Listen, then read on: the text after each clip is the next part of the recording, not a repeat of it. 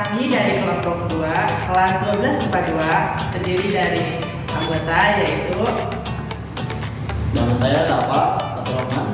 Nama saya Ayana Duyamkaini. Nama saya Hera Sajanita. Saya Yemira Yudhiyanti. Saya Imelda Buwarafina. dan saya Anissa Nurfinandito sebagai ketua dari kelompok ini. Halo guys, di video kali ini kami akan membahas tentang politik mercusuar Bung Karno. Kalian tahu nggak apa yang dimaksud dengan politik mercusuar? Kamu nanya? Sini, biar aku kasih tahu ya.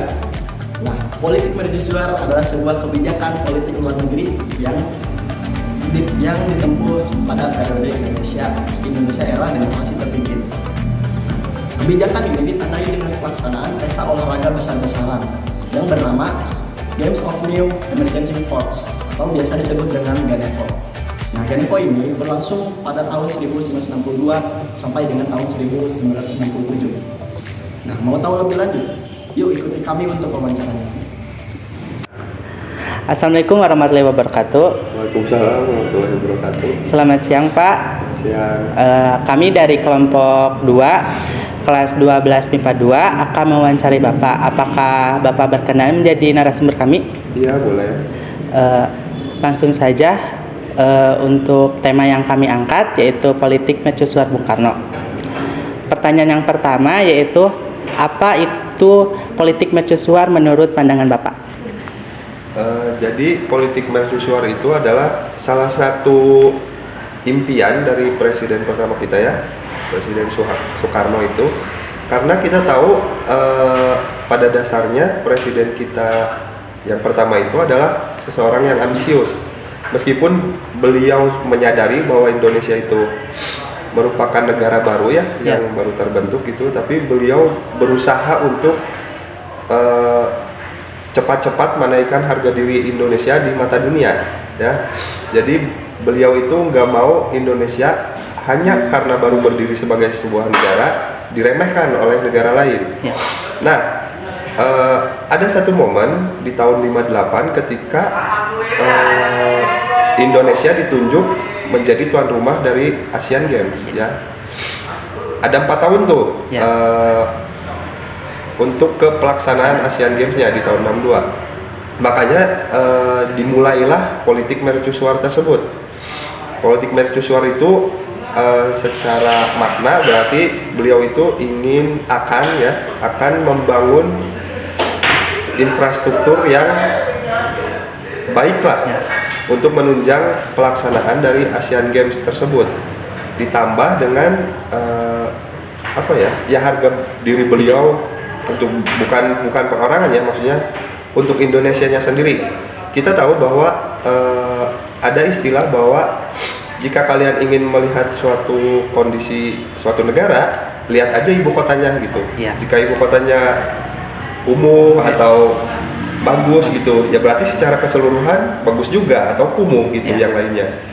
Nah, Soekarno juga menyadari hal tersebut, makanya Jakarta harus menjadi etalase bagi Indonesia, yang artinya jika orang asing datang ke Indonesia, ya udah ajak aja ke Jakarta. Dengan diajak ke Jakarta berarti itu udah melihat bagaimana kondisi Indonesia secara keseluruhan. Nah, maka dari itu politik mercusuar ini selain untuk mempersiapkan menjadi tuan rumah Asian Games, ditambah juga agar ketika turis datang, mau itu perjalanan bisnis atau sekedar liburan, apalagi pas Asian Games 62 itu kan pasti banyak ya supporter dari tiap negara yang datang ke Indonesia. Nah, dengan dibangunnya infrastruktur yang modern gitu, nanti akan membuat Indonesia terlihat baik di mata dunia. Terlihat baik ini dalam artian, oh ternyata memang pembangunan di Indonesia itu bagus ya, berjalan, progresnya cepat, meskipun baru berdiri tapi udah punya banyak gedung bertingkat, stadion yang bagus, wisma atlet yang bagus, dan hotel juga yang bagus juga. Itu kan beberapa diantaranya yang dibuat pada akhirnya itu tadi yang saya sebutkan gitu. Untuk selanjutnya saya ingin bertanya kepada Bapak, mengapa politik mercusuar yang dicanangkan oleh Presiden Soekarno banyak merugikan bangsa Indonesia? Ya, di setiap kebijakan pasti ada resikonya masing-masing atau keputusan. Dari keputusan terkecil saja itu pasti ada risikonya, apalagi ini keputusan besar. Ya. Soekarno ini, Presiden Soekarno ini memang beliau kan pasti tahu lah dengan kondisi Indonesia saat itu yang secara politik, ekonomi, sosial, budaya belum stabil ya. Tetapi karena ya balik lagi, Presiden Soekarno itu ingin Indonesia terlihat keren lah di mata dunia dengan lewat pembangunan yang beliau laksanakan gitu ya. Nah, kenapa pada akhirnya ada yang kontra? Ya jelas aja pasti ada yang kontra gitu. Sebaik apapun kebijakan yang dilakukan oleh pemerintah gitu, pasti ada yang kontra tetap.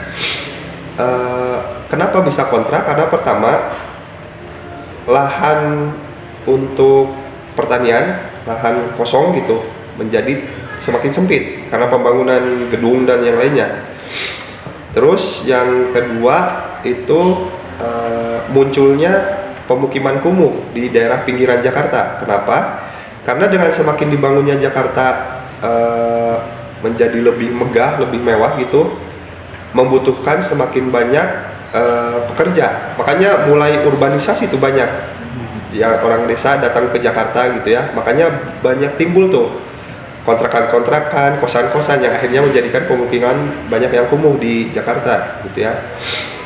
Terus selanjutnya rakyat kecewa kepada pemerintah karena rakyat itu merasa ngapain sih ngabisin uang buat pembangunan stadion, hotel dan sebagainya, patung selamat datang juga. Lebih baik uangnya dipakai untuk kebutuhan rakyat gitu. Jadi rakyat itu kan memang namanya juga awam ya, tidak terlalu mengerti ambisi dari negara ya. Mereka rakyat itu taunya ya harusnya kita dulu gitulah yang diurusin ya. Ditambah ya itu si faktor ekonominya udah lagi nggak stabil ekonominya, tapi malah uangnya dipakai untuk pembangunan menuju Asian Games gitu ya. Yang pro-nya banyak ya, yang pro juga ada karena pada akhirnya memang Indonesia berhasil tuh dengan pembangunan yang dilakukan oleh Soekarno ini.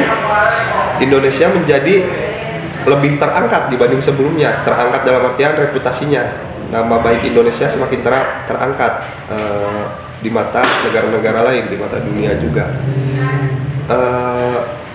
Karena politik itu sifatnya dinamis ya, penuh dinamika, jadi tidak bisa kita menyalahkan misalnya Soekarno dengan pembangunan mercusuarnya, tetapi di dalam kondisi ekonomi yang tidak stabil itu nggak bisa disalahkan juga, tergantung prioritasnya aja. Dan saat itu presiden kita memprioritaskan dulu nama baik Indonesia di mata dunia, baru mungkin ke rakyatnya gitu. Apalagi memang kalau turis semakin datang kan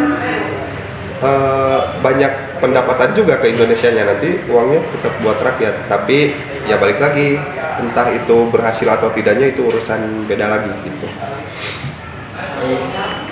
Untuk pertanyaan yang terakhir, apa dampak dari pelaksanaan proyek mercusuar ini?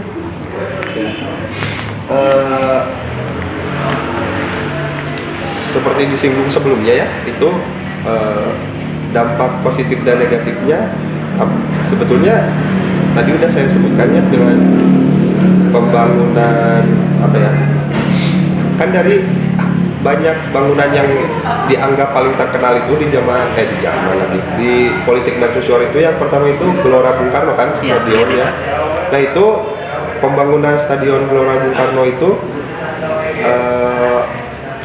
menghabiskan banyak uang, saya lupa jumlahnya $12,5 juta kalau nggak salah.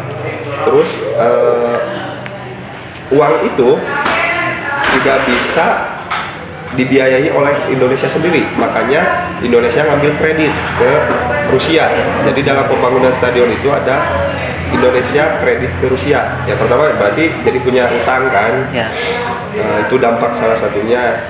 Belum lagi pembangunan Hotel Indonesia, hotel berbintang pertama di Indonesia, patung selamat datang, jembatan Semanggi, itu juga kalau nggak salah itu juga bekerja sama dengan Jepang. Jadi intinya Indonesia semakin bertambah lah utangnya, gitu ya.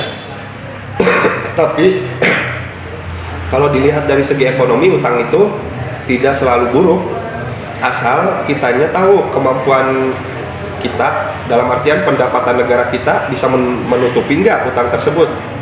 Kalau bisa menutupi ya udah, utang tuh nggak apa-apa, itu hal yang biasa gitu. Mau bentuknya perusahaan atau negara pasti biasanya punya utang gitu. Tapi kalau kita ngutang terus pendapatan kita tidak bisa menutupi utangnya, itu yang jelek gitu. Terus dampak lainnya adalah yaitu urbanisasi tadi, semakin banyak penduduk desa yang pindah ke kota. Apalagi ketika pembangunan Gelora Bung Karno itu kan sebuah stadion yang gede banget ya, itu membutuhkan banyak pekerja. Makanya yang orang-orang dari desa, dari kotanya juga ada, berbondong-bondong mendaftar menjadi pekerja untuk membangun itu. Belum lagi Hotel Indonesianya, belum Mall Sarinah, patung selamat datang, terus banyak lagi lah yang lainnya. Terus ya banyak sih dampak. Tapi setelah pembangunan itu terrealisasi, dampak yang paling kentara yaitu Indonesia menjadi lebih baik di mata dunia. Ya. Karena atlet-atlet yang datang ke Indonesia, khususnya di Jakarta, diperlakukan dengan baik dan diberi fasilitas terbaik, apalagi bangunannya baru semua. Ya. Jadi mereka puas lah intinya. Jadi ketika mereka balik lagi ke negaranya kan, ketika ditanya pengalaman bagaimana di Indonesia, mereka pasti menjawab yang baik-baiknya gitu, karena fasilitasnya sudah mumpuni. Ya. Baik, Bapak, terima kasih atas penjelasan-penjelasannya. Sekian video pelaksanaan wawancara dari kami. Mohon maaf atas kekurangannya. Semoga bermanfaat. Wabillahi taufiq wal hidayah. Wassalamualaikum warahmatullahi wabarakatuh.